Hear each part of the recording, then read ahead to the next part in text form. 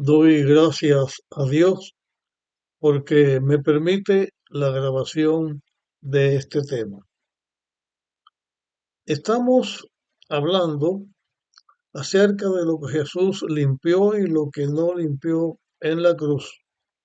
Y hemos estado presentando poco a poco distintas consideraciones acerca de esto.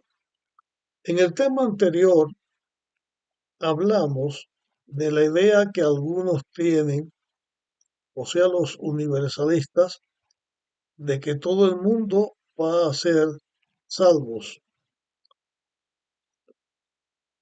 A la parte final del tema anterior presenté unos textos bíblicos y quiero en esta parte comenzar con algunos de los textos bíblicos que mencioné ayer y un texto más que ayer no leí y va a ser el primer texto que vamos a presentar en este momento. Está en Primera de Juan, capítulo 3 y versículo 5. Dice, pero vosotros sabéis que Cristo apareció para quitar nuestros pecados, y en Él no hay pecado. Así que la Biblia dice aquí que Jesús apareció para quitar nuestros pecados. Y en Jesús no hay pecado. O sea, Jesús no cometió pecado, tampoco tenía inclinación natural al pecado, porque si no, él no podía ser salvador. De esto ya hemos hablado en otros temas, pero lo que quiero recalcar aquí, que la Biblia dice que Jesús aparece para limpiar nuestros pecados. Y ahora volvemos a algún texto que leímos al finalizar el tema anterior. Dice Juan 1, versículo 7 y versículo 9. Pero si andamos en la luz, como Él está en la luz, tenemos comunión unos con otros y la sangre de su Hijo Jesús nos limpia de todo pecado. Aquí se nota que hay una condición que debemos tener para recibir el triunfo de Jesús en la cruz que se pueda aplicar a nosotros, y es la relación correcta que debe haber entre los hijos de Dios en la tierra, comunión unos con otros, y es la relación correcta que debe haber entre nosotros y Jesús. O sea, es el cumplimiento de la ley de Dios que no nos salva, porque la ley nos salva, pero nos lleva al Salvador, al que vino y dio su vida por nosotros, y la ley de Dios se refleja en estos dos mandamientos: amar a Dios sobre todas las cosas, correcta relación con Dios, con nuestro Creador, amar a nuestro prójimo como a nosotros mismos. Segunda característica de la ley de Dios es la ley del amor entre la persona y Dios, el adorador a Dios, y la persona con su semejante que también adora a Dios. Y además, otra cosa que debemos tener para recibir los méritos del triunfo de Jesús en la cruz y en la resurrección. Dice el versículo 9, si confesamos nuestros pecados, Dios es fiel y justo para perdonar nuestros pecados y librarnos de todo mal. la confesión del pecado porque somos pecadores. Confesamos a Dios y entonces Dios nos libra de todo mal. Y Juan, capítulo 2 versículo 1, todos estos textos ya los leímos ayer. Hijitos míos, estos escribo para que no pequéis. Pero si alguno hubiere pecado, abogados tenemos ante el Padre a Jesucristo el justo. Y esto nos enseña que aunque Jesús venció a Satanás en la cruz, clavó la culpabilidad del hombre al violar la ley de Dios y alcanza el pleno triunfo al resucitar de la cruz, de la tumba y nos garantiza a los que sigamos a Dios que hayamos muerto o hayan muerto, hasta resucitar también de la esclavitud del pecado. Nosotros tenemos que tener la condición de guardar la ley de Dios porque amamos a Dios sobre todo, porque amamos a nuestro prójimo como a nosotros mismos, para que nos demos cuenta si hemos pecado, que lo confesemos, confesar nuestros pecados. Y aquí cabe decir que a veces uno falla y no sabe en qué. Es bueno confesar a Dios nuestros pecados, aunque nosotros no nos demos cuenta porque somos pecadores.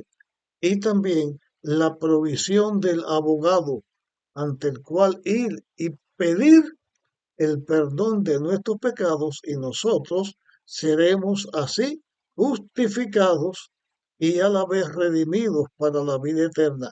Todo esto se alcanza en el triunfo de Cristo en la cruz. Pero es necesario que nosotros cumplamos con estos otros requisitos, porque después del triunfo de Jesús, seguimos en la tierra los seres humanos, porque el plan de la redención no se ha consumado todavía. Todavía estamos en este mundo en la lucha entre el bien y el mal. Todavía tenemos que hacer un trabajo. Tenemos que predicar el Evangelio para los que no conozcan de Dios lo escuchen, para que también tengan fe en Cristo y también puedan salvarse.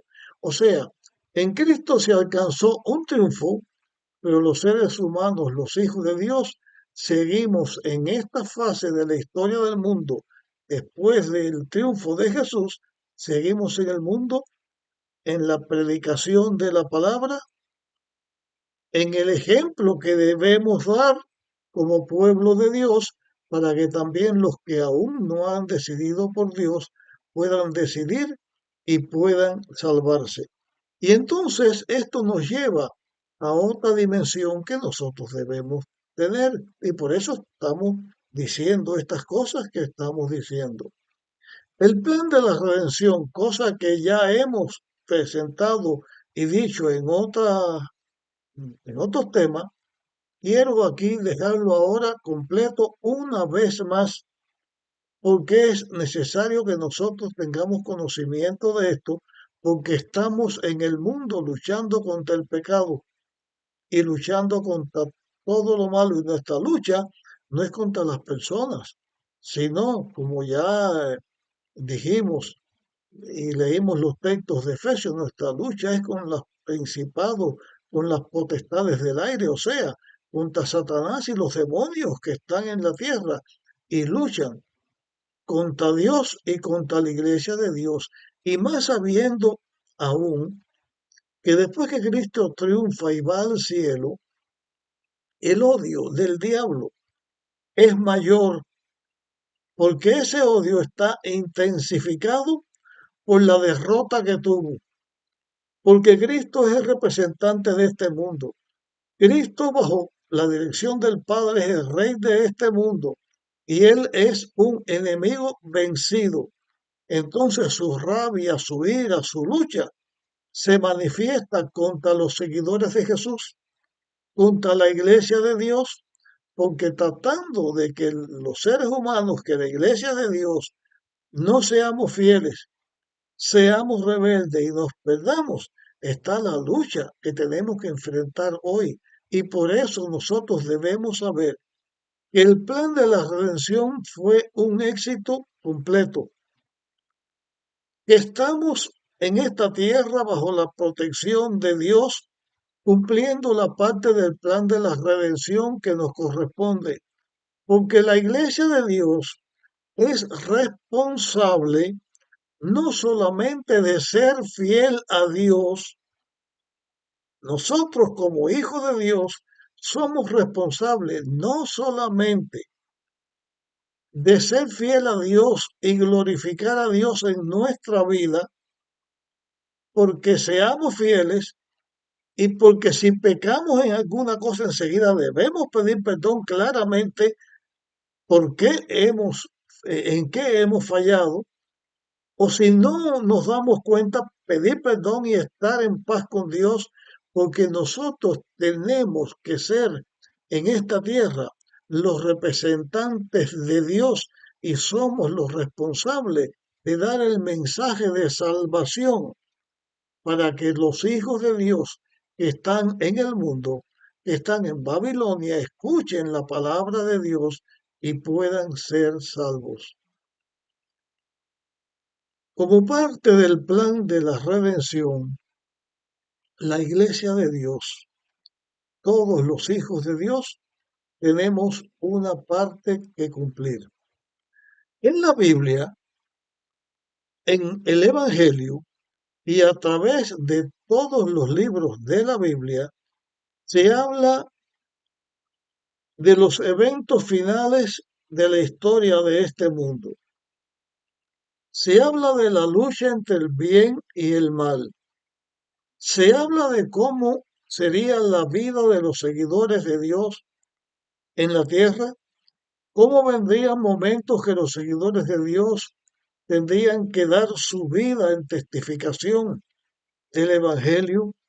Teníamos o debemos tener conciencia de que aunque Dios no permitió que seamos tentados más allá de lo que podemos soportar, pero también Dios permite que seamos tentados, que seamos puestos a prueba, porque al triunfar nosotros en la lucha contra el mal, con la ayuda de Dios, que es la única manera en que podemos hacerlo, nosotros estamos testificando de Dios y estamos además enseñando al universo entero, a los hijos de Dios que no han caído, que tienen su atención puesta en nosotros, enseñarles que siendo nosotros seres pecadores, abrumados por el pecado y por todo lo malo, tenemos fe y confianza en el amor,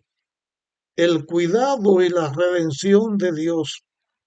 Y tenemos la fe que Dios es quien nos las da para saber que el triunfo final es el triunfo de Dios y que el pecado va a ser destruido. En esta parte del plan de la redención en la cual nosotros nos encontramos, somos testigos de Dios y nosotros al ser testigos de Dios estamos diciendo que Dios es amor, que el sufrimiento, el dolor y la muerte es producto del pecado, que es producto de Satanás. Estamos diciendo que Dios nos da su Santo Espíritu y nos da la capacidad para poder saber quién es el Dios verdadero y quién es el que se hace pasar por Dios. ¿Quién es el redentor que dio su vida por nosotros y nos da el triunfo? Y representar a Dios sin temor, porque Dios está con nosotros. Así nosotros atestiguamos en este mundo y en el mundo eterno que no ha pecado, que Dios es amor, que Dios es verdad, que Dios es justo y que el que se ha levantado contra Dios, que es el enemigo de Dios, y todos los que le siguieron alrededor de la tercera parte de los ángeles del cielo, que se convirtieron en demonios, Todos esos son mentirosos, son enemigos de Dios, enemigos de todo lo bueno, y que el verdadero éxito, la verdadera paz, la verdadera victoria es la que se obtiene por los méritos de Cristo, por la gracia de Dios, por la salvación que Él nos da y por la capacitación de poder resistir al enemigo y luchar mientras que vivamos en esta tierra y ser fiel a Dios, mientras que tengamos vida. Al morir, quedar sellados para la vida porque somos hijos de Dios. Y los que tengan la dicha o tengamos la dicha, yo no sé porque aún estoy vivo, de estar presentes cuando Cristo venga, la victoria final alcanzada por la dirección de Dios. Pero toda esta victoria se alcanzó gracias al maravilloso plan de la redención que Dios estableció. Si te parece que este tema puede ayudar a alguien, compártelo. En el próximo tema vamos a hablar de lo último que queremos hablar en estos temas que fue clavado en la cruz. Y después de ese tema vamos a comenzar a presentar la razón de por qué los animales sucios Dios no los purificó en la cruz. Y estos textos vamos a irlo analizando también uno por uno. Nos vemos en nuestra próxima grabación. Que Dios nos bendiga a todos.